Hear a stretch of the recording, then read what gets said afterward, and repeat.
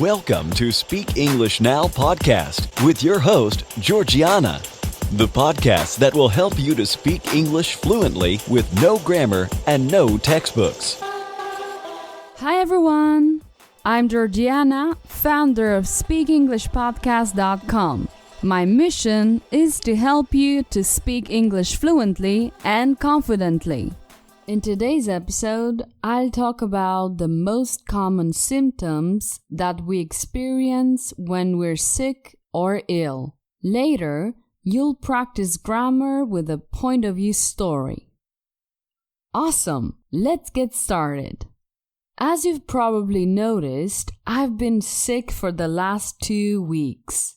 It started with a sore throat, fever, cough, feeling weak. It wasn't the flu, but pharyngitis or bronchitis. I know what you're thinking. It sounds even worse than it actually feels, right? When we are ill, we don't rest well, and we start remembering how well we feel when we're healthy. I'm better now, even though I still have a cough.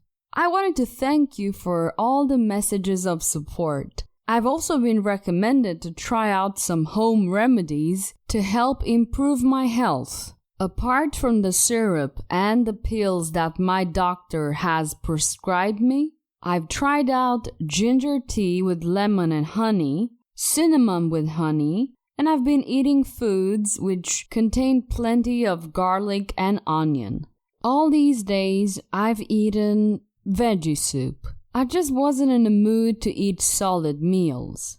Over the last 2 weeks, I've been focusing on the health topic, and I've decided to share with you some basic symptoms.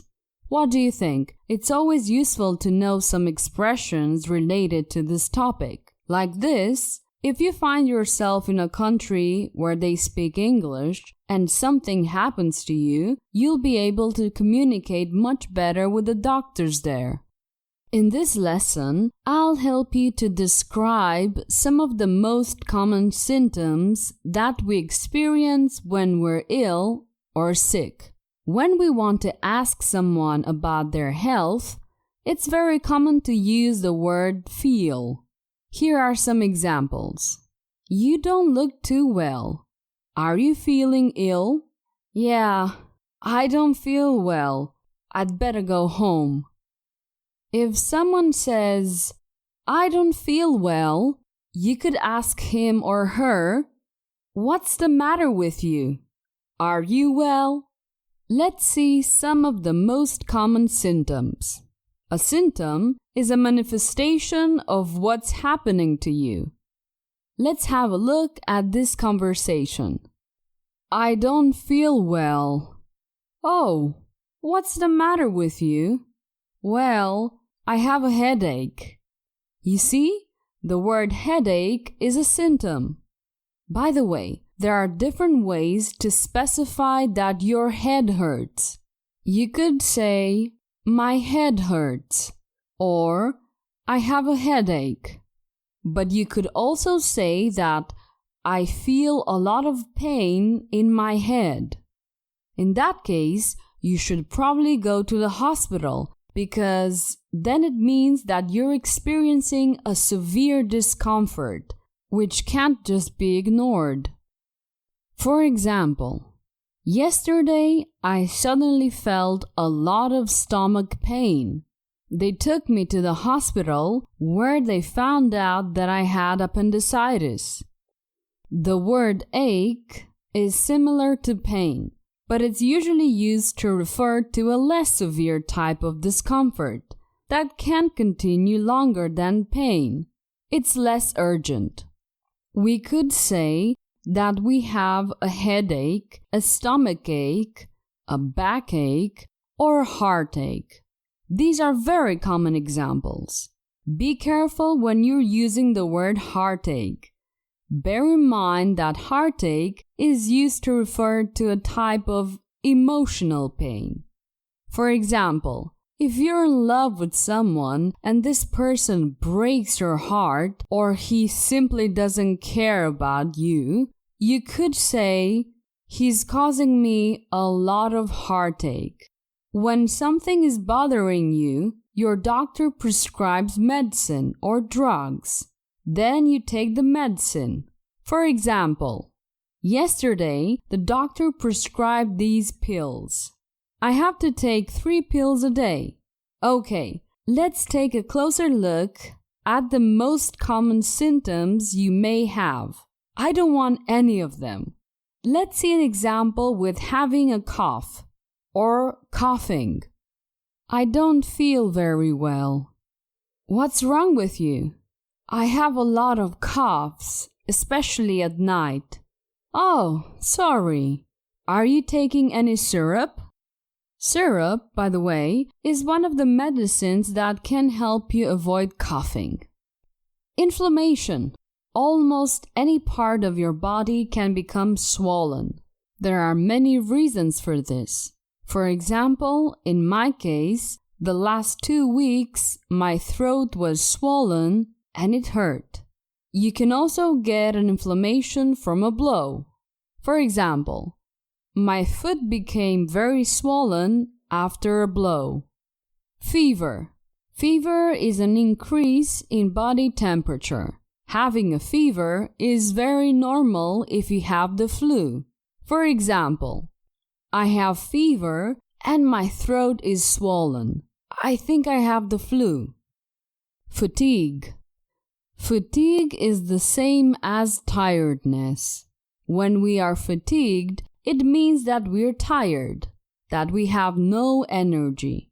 Sometimes a disease causes fatigue. We have no energy, and we don't know why. I have an example. Jim suffered from fatigue after not getting any good sleep for a whole week.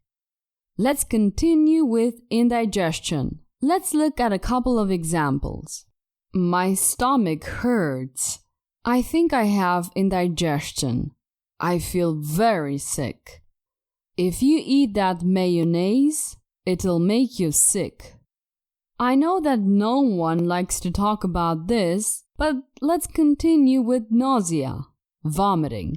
After enjoying a delicious meal, the last thing you want is to feel nauseous. Nausea is the desire to vomit. You can also have nausea without vomiting though. For example, I don't feel very well after eating the chocolate cake I kept from last year. I feel nauseous, and I think I'm gonna throw up. Dizziness. If you feel dizzy for a long time, it's best to see a doctor. Dizziness is a word that is often used to describe 2 different feelings: lightheadedness or vertigo. Lightheadedness is a feeling that you're about to faint or pass out. This feeling often goes away or improves when you lie down. If lightheadedness gets worse, it can lead to a feeling of fainting.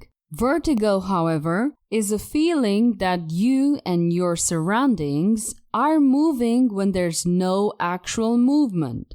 You may have trouble walking or standing, and you may lose your balance and fall.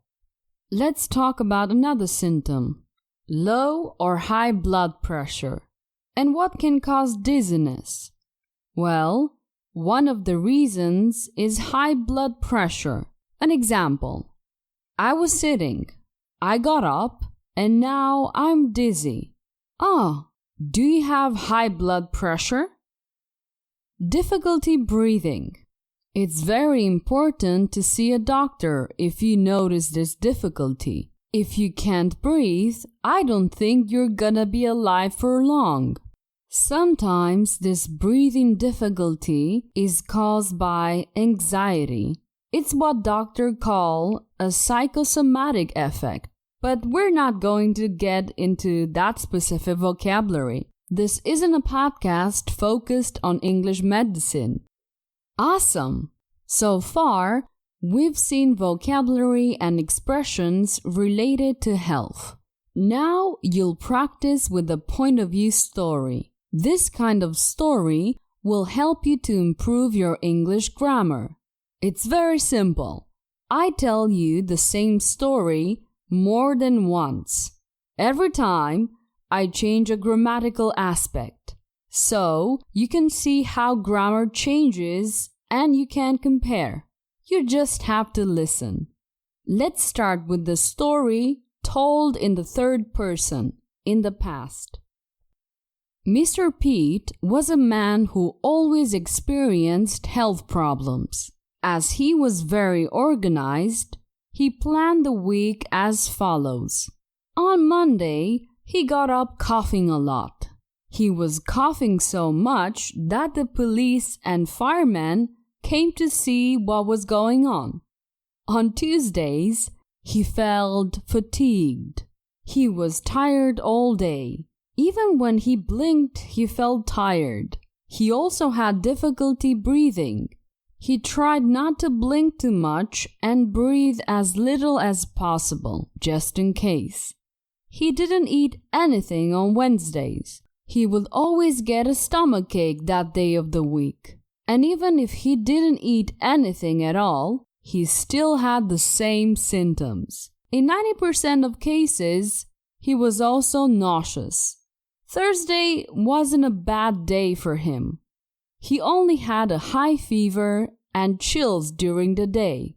On Fridays, he suffered from low blood pressure on even hours and high blood pressure on odd hours. He also experienced constant dizziness. One day, he decided to visit the doctor, and the doctor said, "Mr. Pete, you're in perfect health, but I have to say, I've never seen such a hypochondriac. I'll prescribe a drug with fantastic placebo effects." And from that day on, Mr. Pete had never been sick again. Awesome! I've told you the story in the third person in the past. Now I'll explain it to you in the first person in the past from Mr. Pete's point of view. I was a man who always experienced health problems. As I was very organized, I planned the week as follows. On Mondays, I got up coughing a lot. I was coughing so much that the police and firemen came to see what was going on. On Tuesdays, I felt fatigued. I was tired all day. I felt tired even when I blinked.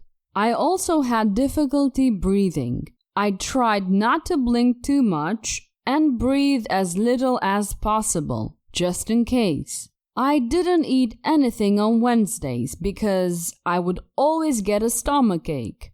Even if I didn't eat anything at all, I still had the same symptoms. In 90% of cases, I was also nauseous. Thursday wasn't such a bad day for me. I only had a high fever and chills during the day. On Fridays, I suffered from low blood pressure on even hours and high blood pressure on odd hours.